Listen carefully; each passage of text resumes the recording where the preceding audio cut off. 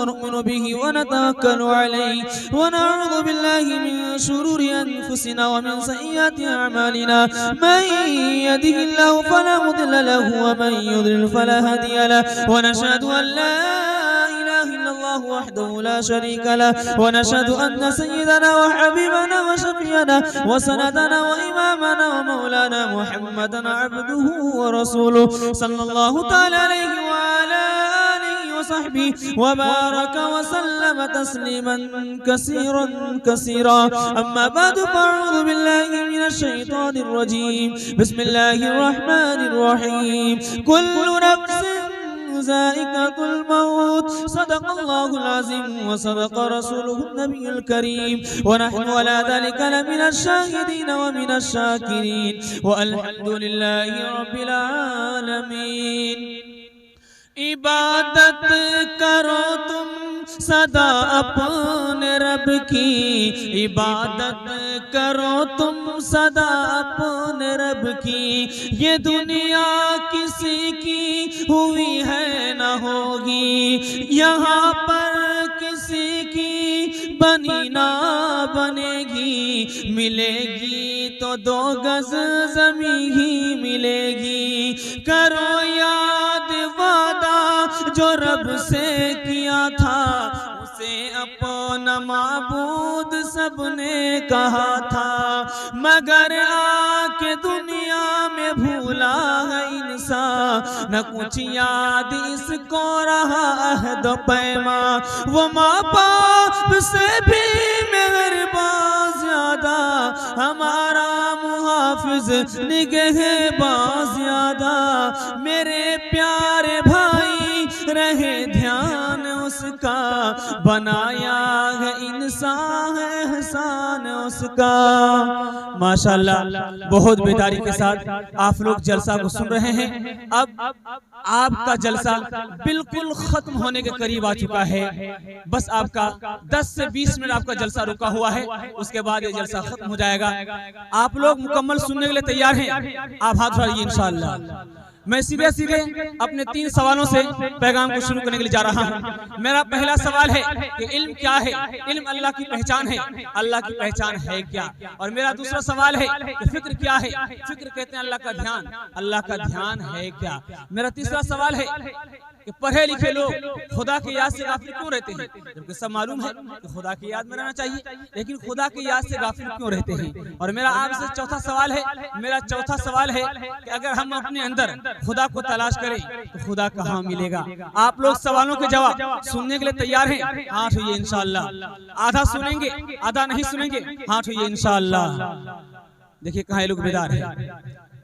अगर आप लोग होश में नहीं सुनिएगा तो सीधा जनाजा ही पढ़ा दूंगा। मेरा आपसे पहला सवाल था कि इल्म क्या है? असल इल्म क्या है? असल इल्म का मतलब है कि जो खुदा के बंदे को खुदा तक पहुंचा। और मेरा दूसरा सवाल था कि फिक्र क्या है? फिक्र कहते हैं अल्लाह का ध्यान। अल्लाह का ध्यान का मतलब है हम खुदा की तरफ रुजू हो रहे हैं, हमारा रास्ता खुल रहा है, हम नमाज पढ़ रहे हैं, हमारी परेशानी दूर हो रही है। इसका मतलब है हम कामयाब हो रहे हैं। और मेरा तीसरा सवाल था कि पढ़े लिखे लोग खुदा की याद से गाफिल क्यों रहते हैं? सैयद सुलेमान नदवी रहमतुल्लाह लिखते हैं कि असल में एक है इल्म, एक है नूर। इल्म तो किताब से मिल जाता है, लेकिन नूर किताब में नहीं मिलता। नूर बुजुर्गों के सीनों से निकलता है, सीना पर सीना मुंतकिल होता है। हमने किताब से तो इल्म तो ले लिया, लेकिन हम नूर नहीं ले पाए, इसलिए हम अमल पर खड़े नहीं हो पाए। और मेरा आपसे आखिरी सवाल था, मेरा चौथा सवाल था कि अगर हम अपने अंदर खुदा को तलाश करें तो खुदा कहाँ मिलेगा? खुदा दिल के अंदर हुआ करता है। छोटी सी मिसाल दे रहा हूँ, इसको ध्यान से सुनिएगा। आप रात के अंधेरे में 1 बजे रात में 2 बजे रात में आप मस्जिद की तरफ नमाज पढ़ने के लिए जाइए, आपका दिल नहीं धड़केगा। आप रात के सन्नाटे में दोस्त के पास जाइए, आपका दिल नहीं धड़केगा। आप रात के सन्नाटे में चोरी की नीयत से निकलिए, आपका दिल धड़केगा। ये दिल किसने धड़काया? आप जरा इस पर गौर कीजिए। हमारे मोबाइल में नंबर डायल होता है, तब कहीं घंटी बजती है। रात के अंधेरे में कोई नहीं देखा, खुदा ने देख लिया, बंदा तेरा गलत कदम उठ रहा है। तो दिल में तो आता है, समझ में नहीं आता, बस जान गया मैं तेरी पहचान यही है। खुदा के काम देखो बाद क्या है और क्या पहले, नजर आता है मुझको बद्र से गारे हीरा पहले। न रखेगा खुदा बेगाना तुझको नूरे बातिन से, मगर लाजिम है पैदा कर दिल हक आशना पहले। तेरी तालीम जो कुछ हो हमारा तो सबक ये है। ये सब फानी खुदा बाकी खुद पीछे खुदा पहले। चप्पल है ऊंचे हील की और ऊँटनी सी चाल, होठों पे लिपस्टिक लगा के कर रही है लाल। शौहर के सामने तो कोई जीनत नहीं रही, बीबी फातिमा से अब कोई औरत नहीं रही। औलाद मांगती है ये मक्कार पीर से, पीरों को ये मनाती है कुरमा वखीर से। बिदअत तो घर में रह गई, सुन्नत नहीं रही, बीबी फातिमा से अब कोई औरत नहीं रही। गीबत में सबसे आगे ये औरत की जात है, गीबत में सबसे आगे ये औरत की जात है। चुगली तो इनके सामने बस दाल भात है। ध्यान से सुनिएगा कि मरना हर इंसान को है, मरना हर इंसान को है, लेकिन अल्लाह के रसूल ने कहा कि अक्लमंद वही इंसान है जो मौत से पहले मौत की तैयारी करे। एक वक्त में देखिए खुदा किस पर मेहरबान है, खुदा किस पर मेहरबान नहीं है, खुदा किसको रोजी दे रहा है, खुदा किसको रोजी नहीं दे रहा है। इसको सामने रखिए, आपको मुताला सुनाने जा रहा हूँ। एक वक्त में दो इंसान का मौत हो रहा है, एक तरफ यहूदी है, एक तरफ मुसलमान है। मलकुल मौत आया, दोनों से पूछा कि तुम्हारा आखिरी वक्त है, कुछ खाने का ख्वाहिश है? तो मुसलमान कहता है मुझे जैतून का तेल पीने की ख्वाहिश है। एक तरफ यहूदी है, उससे पूछा जा रहा है तुम्हारा आखिरी वक्त है, क्या ख्वाहिश है? कहा कि मुझे मछली खाना पसंद है। गैब से आवाज आई, ए फरिश्ता, जो जैतून का तेल मांग रहा है उसको मत पिलाओ, जो मछली मांग रहा है उसको खिला दो। फरिश्ते ताज्जुब में पड़ गए, अल्लाह ताला क्या माजिज़ा है, कहीं तू खिला रहा है, कहीं तू भूखा रख रहा है। वो अपनी हैसियत दिल में लेके जा रहा है। तो गैब से आवाज आई, ए फरिश्ता, तू नहीं जानता, एक तरफ यहूदी है, वो मेरी इबादत नहीं करता, वो गद्दार है, वो मुझे याद नहीं करता। मैं चाहता हूँ कि उसका बदला उसे दुनिया ही में मिल जाए। और एक तरफ मुसलमान है, वो मेरा दोस्त है, मैं चाहता हूँ कि उसकी हर ख्वाहिश जन्नत के अंदर पूरी हो।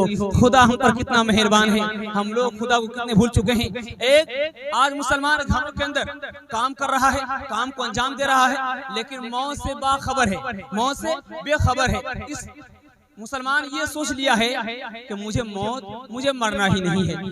आज घर के अंदर काम करते हैं तो मौत को भी याद कर सकते हैं। एक गैर मुस्लिम को याद रखिए, कबीरदास जी चक्की चला रहे हैं और चक्की में गेहूं का दाना डाल रहे हैं। वो पीसकर आटा बन रहा है, वो पीसकर आटा बन रहा है। बाप रो रहा है, बेटा हंस रहा है। कहा बेटा हंसने की जगह रोने की जगह हंसता है, तो खानदान का नाम क्यों मिला देगा? कहा कि अब्बा जी कौवे से ज्यादा कौवे का बच्चा चालाक होता है। आपका रोने की वजह सही है, मेरा हंसने का वजह सही है।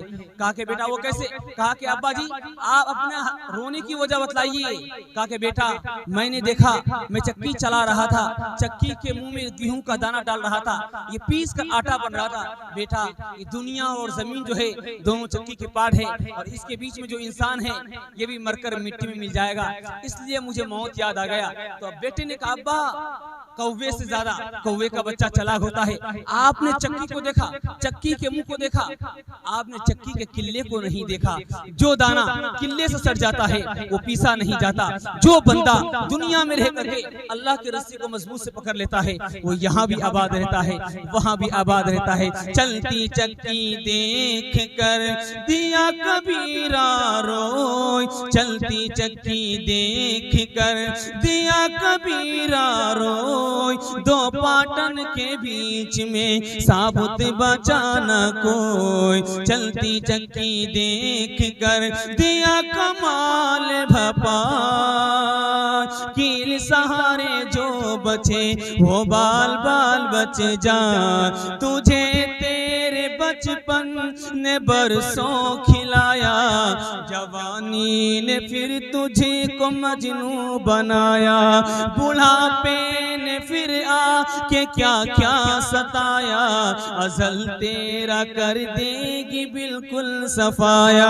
जगह जी लगाने की दुनिया नहीं है, ये इबरत की जा है तमाशा नहीं है। मिले खाक में अहले शाह कैसे कैसे, मकी हो गई लामका कैसे कैसे। हुए ना मुवर पे निशा कैसे कैसे, जमी का गई नो जवा कैसे कैसे। जगह जी लगाने की दुनिया नहीं है, ये इबरत की जा है तमाशा नहीं है। शबे बारात को सामने रखिए, बड़ी तादाद में हमारी माँ बहनें बैठी हुई है। शबे बारात को सामने रखिए। जिस दिन का इंतजार था वो रात यही है, इसी दिन का हमारा आपको इंतजार था। शबे बारात को सामने रखिए। इस दुनिया में जो इंसान है, इस दुनिया में जो इंसान अभी जिंदा है, हर इंसान के पास 3 ही दिन है। एक दिन जो गुजर गया उससे आप नसीहत पकड़िए। एक दिन आने वाला है, उसका भरोसा नहीं है आपको मिलेगा कि नहीं मिलेगा। एक दिन है जिसमें आप अभी जिंदा है, यही अपना दिन है, इसी को गनीमत समझना है। इसी तरीके से 3 महीने हैं, रजब है, शाबान है, रमजान है। रजब जो गुजर गया वो आपको मिलने वाला नहीं है। एक रमजान का महीना है जो आने वाला है, उसका भरोसा नहीं है आपको मिलेगा कि नहीं मिलेगा। एक शाबान का महीना है जो चल रहा है, वो आपको मिल गई, यही अपना महीना है, इसी को गनीमत समझना है। ये रजब, शाबान, रमजान क्या है? अल्लाह के रसूल ने फरमाया, रजब में नेकी की खेती लगाई जाती है, शाबान में उसको सींचा जाता है, पानी पटाया जाता है, और रमजान में उसके फल को तोड़ा और काटा जाता है। अल्लाह ने शब कद्र को छुपाया, शब बारात को बताया। अल्लाह ने शब कद्र को छुपा दिया, शब बारात को बता दिया। राज क्या है? सुनिए, राज ये है, अल्लाह ने शब कद्र को इसलिए छुपा दिया ताकि इंसान उस पर भरोसा करके बैठ न जाए। शब बारात को अल्लाह ने इसलिए बताया ताकि इंसान नुकसान से बच जाए, नफा उठा ले। बहुत बड़ा धोखा होता है, शैतानी धोखा होता है। अभी आप देखे होंगे 4 बजे से लेकर 6 बजे शाम तक हर घर में हलवा तैयार किया गया होगा और उस हलवे को गटागट खाया गया होगा। जो इंसान हलवा खाया होगा वो देखिए पिंडाल में नहीं है, वो घर में जाकर सो गया होगा। बीवी बोली होगी कि जान हो मौलवी साहब जलसा करे लो, वो बोला आगे, वो बोला होगा नालाई कि जाने से मौलवी साहब की बोलती, जाने मौलवी साहब हलवा खलमना करते, हलवा खे में तो वो सो गया होगा। लेकिन आप रात को जाकर आप इबादत कर रहे हैं, ये बहुत बड़ी नेमत है। तो हलवा गटागट खाया जाता है। जब इंसान हलवा खाता है, जब पेट में आता है, वो हलवा पेट में बैठने की कोशिश करता है। देखिए हलवा खाकर कितना बड़ा नुकसान कर रहा है इंसान। जागने की रात में हलवा भूल से मत खाइएगा। ये हलवा देखिए क्या नुकसान कर रहा है। जब हलवा इंसान खाता है, पेट में जब आता हलवा तो ये पेट में बैठने की कोशिश करता है। जब ये हलवा पेट में बैठ जाता है तो ये इंसान को बिठाने की कोशिश करता है। जब इंसान बैठ जाता है तो दिल कहता है यार अभी क्या जागेंगे, रात के आखिरी हिस्से में जागेंगे, बहुत ज्यादा सवाब मिलेगा।